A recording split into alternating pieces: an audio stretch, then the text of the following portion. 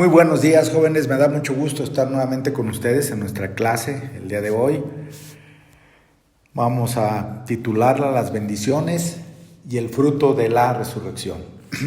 Y nos vamos a ir rápidamente a los versículos clave de esta clase que se encuentran en Lucas 23.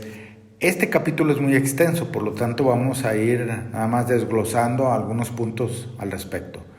Los primeros 5 versículos de este capítulo nos hablan cuando Jesús estuvo ante Pilato. Jesús, recordarán ustedes que fue azotado, fue golpeado. Yo no quiero ni siquiera imaginarme esos golpes tan fuertes de esos soldados tan robustos, preparados para la guerra, enormes, con esos toletes.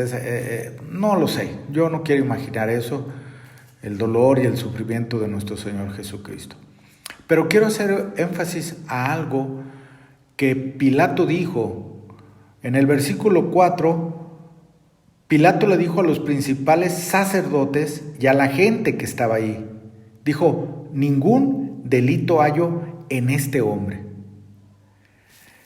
Pilato no reconocía a Jesús como el Hijo de Dios. Para él era un hombre común y corriente, un líder, no lo sé, pero para él era un hombre. Yo quiero preguntarles a ustedes, jóvenes, ¿qué es Jesús para ustedes? ¿Quién es Jesús para ustedes? ¿Van a responder como Pilato? ¿Jesús es un hombre? O como algunos otros que dicen, pues Jesús era un líder, Jesús vino con un propósito. ¿O van a responder como Pedro cuando Jesús les dijo y les preguntó, ¿quién dicen que soy? Y a Pedro específicamente le dice, ¿y tú quién dices que soy? Y Pedro le respondió, tú eres el Cristo, el Hijo de Dios. ¿Responderán ustedes así? ¿O responderán como Pilato? Por otra parte, podemos encontrar en este capítulo la presión de la gente a Pilato. La gente estaba presionando a Pilato. Y eso es algo bien importante porque Pilato finalmente se dejó llevar por esa presión. Finalmente cedió a esa presión. Y yo quiero decirles, jóvenes, que ustedes van a tener mucha presión del mundo. Ustedes van a haber muchos amigos, entre comillas. Y va a haber también personas en su propia familia. Y va a haber muchas personas que ni siquiera conocen que los van a presionar, los van a incitar al pecado. Los van a presionar para que ustedes se alejen de Dios, para que ustedes se alejen de esta maravillosa decisión que han tomado de aprender más de Jesús. Y entonces los van a presionar para que ustedes cedan a las cosas que no le agradan a Dios. Y yo le quiero preguntar a ustedes, ¿van a ser como Pilato? ¿Van a ceder a esa presión? ¿O estarán firmes en su fe? Y podrán decirle al enemigo, aléjate de mi vida, que yo he tomado una decisión de seguir a Cristo y de hacer las cosas que agradan a Dios. Ahora yo también me he puesto a pensar, ¿por qué tanto odio contra Jesús? ¿Por qué esos principales sacerdotes? ¿Por qué esa gente tenía tanto odio a nuestro Señor Jesús? Y me he dado cuenta que ellos tenían ese odio y ese rencor contra Jesús porque Jesús los evidenciaba. Esos principales sacerdotes se sentían puros. Esos principales sacerdotes se sentían hombres buenos. Recuerdan aquel que estaba dando su ofrenda, dijo, Señor, yo no soy como ellos son pecadores. Ellos se sentían que eran buenos, que actuaban bien. Sin embargo, cuando estaban frente a Jesús, Jesús les quitaba esas máscaras. Jesús los evidenciaba. Y entonces nosotros, muchas ocasiones, creemos que estamos bien. Pero cuando estamos ante la presencia de Cristo, nos damos cuenta de que somos pecadores. Y eso era lo que ellos tenían, que Jesús los evidenciaba. Ahora yo quiero decirles a ustedes, ¿serán como esos líderes religiosos? ¿Será que ustedes tendrán excusas como ellos tenían excusas? Porque ellos se escudaban en la ley y decían, bueno, es que la ley dice que aquel que blasfema debe ser apedreado y debe ser muerto. ¿Cuál es su excusa? ¿Cuántas veces ustedes no quieren escuchar la palabra de Dios?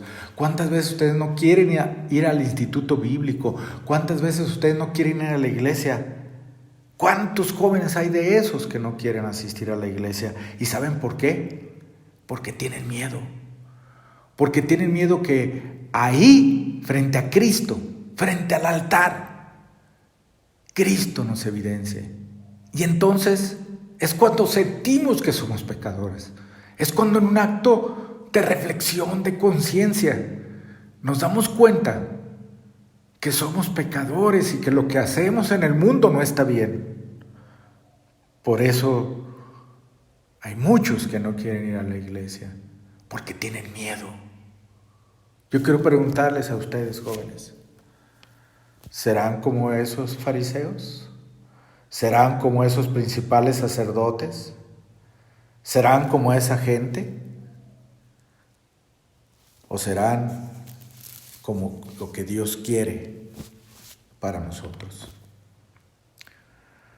También puedo encontrar que cuando Jesús fue sentenciado a muerte y una vez que fue crucificado, Jesús en su amor y en su misericordia, Él tuvo 7 palabras ahí en la cruz. Algunos de ustedes las estuvimos escuchando el viernes pasado. Y nos dimos cuenta que aún en ese dolor que Jesús tenía, Jesús todavía tuvo ese amor y esa misericordia para nosotros y en aquel tiempo para aquellas personas que lo estaban azotando, de pedir perdón por ellos, de interceder por ellos. Pero lo hermoso y maravilloso es que esa oración tuvo una respuesta favorable, porque podemos leer en los evangelios, en Mateo podemos leer cómo el centurión y los que estaban ahí reconocieron a Jesús como el Hijo de Dios. Y también el malhechor que estaba siendo crucificado a un lado de él. ¿Cómo reconoció que Jesús era un hombre justo? Y también pudimos haber escuchado y hemos leído cómo Jesús cumplió su misión cuando dijo, consumado es. En otras palabras, misión cumplida. Entonces, todo esto es enseñanza para ustedes, jóvenes. Enseñanza porque yo quiero preguntarles, ¿van a hacer lo que Jesús dice? ¿O van a sentir esa presión de bullying, como le llaman a ustedes? ¿De ser escarnecidos? Algunos hasta apedreados, cuando van y predican la palabra. ¿O van a resistir firmes en la fe que tienen en su corazón? Y el tema de hoy es la resurrección de nuestro Señor Jesucristo. No todo terminó ahí en la cruz. En la cruz sabemos que Jesucristo murió para el perdón de todos nuestros pecados. Pero aún hay más. Ha habido tristeza. Son días de mucha tristeza de saber cómo fue azotado Jesús, cómo fue escarnecido, cómo fue humillado. Pero hoy es un día de alegría. Es un gozo saber que Jesucristo resucitó y que en esa resurrección hay muchas bendiciones. Vamos a ver solamente algunas de ellas. La primera es que al resucitar Jesús, nosotros tenemos esperanza. La esperanza de que algún día estaremos viviendo en la eternidad todos los que hemos confiado en nuestro Señor Jesucristo. También otra de las grandes bendiciones es que tenemos paz. Cuando hay dolor, cuando hay sufrimiento, el Espíritu Santo nos da paz. Nos da paz y tranquilidad sabiendo que el sacrificio de nuestro Señor Jesucristo no fue en vano y que muchos, como ustedes y como yo, tenemos la seguridad de nuestra salvación. También hay gozo, hay alegría. La resurrección es una fiesta para los cristianos. Es un gusto, es una alegría saber que Jesucristo no está muerto, que Jesucristo está vivo, que ese Jesucristo no es un Cristo roto, como muchos lo quieren hacer ver, sino que Jesucristo vive y vive en nuestros corazones y vive junto al Padre y que algún día estaremos también viviendo con Él. Y también otra de las cosas, de las bendiciones de la resurrección, es que hay un reconocimiento de que Jesús es Dios. En la palabra de Dios nosotros podemos ver que Él se apareció a sus discípulos y que Tomás no creía en Él, no creía, dijo, no es cierto eso.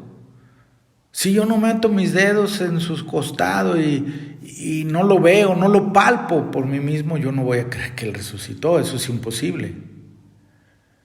Pero cuando Jesús personalmente le dice a Tomás, ven, mete tu mano en mi costado, mete tus dedos en esos agujeros que me hicieron en la crucifixión.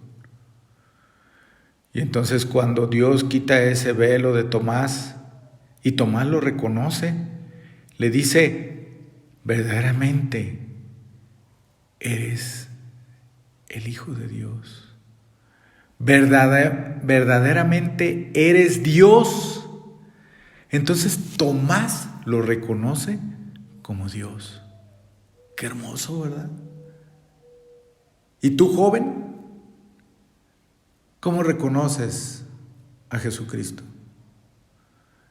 ¿El Cristo vivo? ¿Lo reconoces como tu Dios, como tu Señor, como el Rey de Reyes? ¡Qué bendición si es así! También nosotros podemos encontrar otra bendición. Hay muchas, pero con esta voy a terminar. La gran responsabilidad. Hoy por la mañana he escuchado 2 predicaciones, muy hermosas las dos, muy hermosas. Una a las 6 de la mañana y otra a las 7:10 de la mañana. Y he escuchado el gran privilegio que Dios confirió a las mujeres, porque ellas fueron las primeras, cuando fueron al sepulcro, en las que Jesús se apareció a ellas. ¡Qué gran bendición! ¡Qué gran privilegio! Y todavía Jesús les dio una enmienda. Jesús les dio una comisión de ir a dar las buenas nuevas.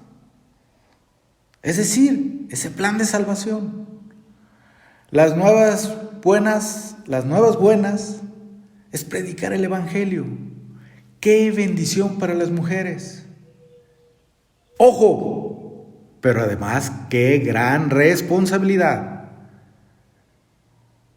Ustedes jovencitas que me están oyendo, es una gran responsabilidad también.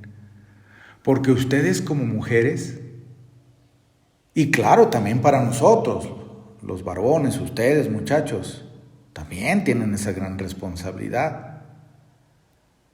¿Y cuál es esa gran responsabilidad, jovencitas? De anunciar las buenas nuevas, de anunciar el Evangelio, de predicar la palabra de Dios. Dios quiere que ustedes sean mujeres de éxito, no me cabe la menor duda, pero Dios quiere que ustedes prediquen primeramente en su hogar, que ustedes sean la influencia, como le llaman ahora las influencers, ¿verdad? Que ustedes sean la influencia en sus hijos, que ustedes desde el vientre, fíjense bien qué responsabilidad tienen, desde el vientre, si Dios les da hijos, desde el vientre, que ese bebé empiece a amar a Dios.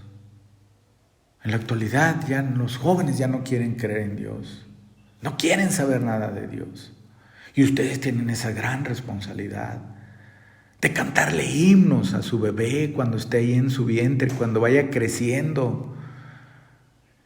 Y cuando ya esté bebecito, que empiece sus primeras palabras, que su primera palabra no sea mom o mamá o papá, que su primera palabra sea Jesús.